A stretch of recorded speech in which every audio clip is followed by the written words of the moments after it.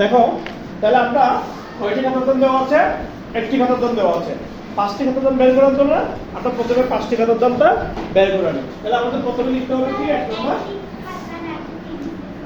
একটি খাতার দাম, সরি একটি পেন্সিলের দাম নাকি? একটি পেন্সিলের দাম, একটি পেন্সিলের দাম কত টাকা? বলো বলো।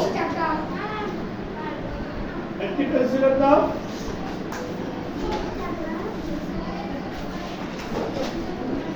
20 টাকা। কয় টাকা? তাহলে 5টা পেন্সিলের দাম বের করতে হবে না? কেন বের করতে হবে?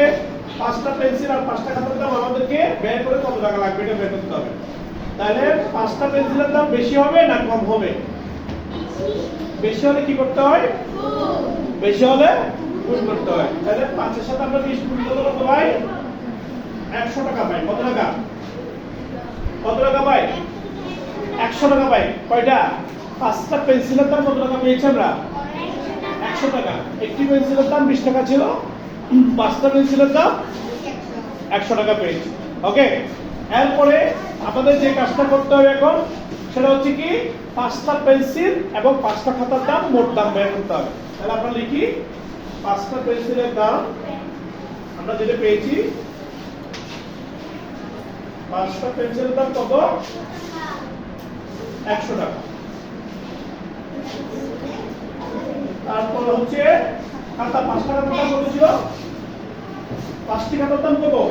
150 টাকা। হ্যাঁ, গুড। খাতার দাম 150।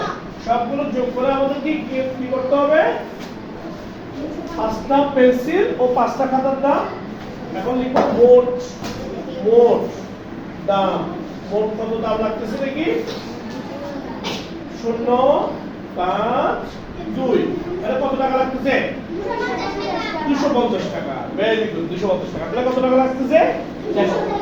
250 টাকা লাগবে। তাহলে আমাদের 5টা খাতার দাম দেওয়া ছিল, একটা পেন্সিলের দাম দেওয়া ছিল।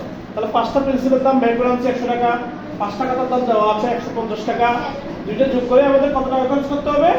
250 টাকা। Thank you everyone. করে নাও।